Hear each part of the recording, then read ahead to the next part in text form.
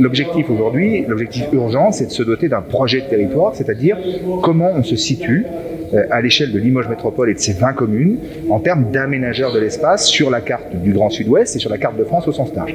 Quelles sont les politiques publiques que l'on souhaite mener en termes de développement économique, en termes de mobilité du quotidien, en termes de désenclavement, en termes de logement, etc., etc. Vous avez plusieurs collèges, notamment un collège d'habitants tirés au sort, donc avec des gens qui viennent du territoire des 20 communes. Je ne connais pas leurs opinions politiques et ça m'est à peu près égal.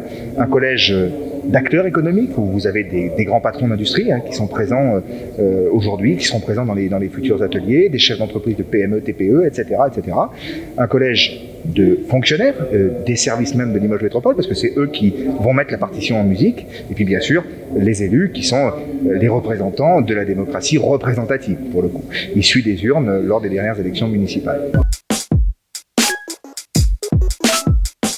Une chose simple, c'est que j'espère qu'elle entérinera les choix qui auront été faits par ces différents collèges réunis dans les différents ateliers, et j'espère surtout qu'elle participera massivement, parce que vous savez, la critique est toujours très facile, mais l'art est toujours difficile.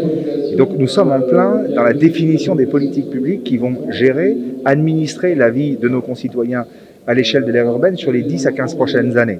Donc tant qu'à faire, autant qu'ils participent aux choix qui vont être faits. Ça me paraît essentiel.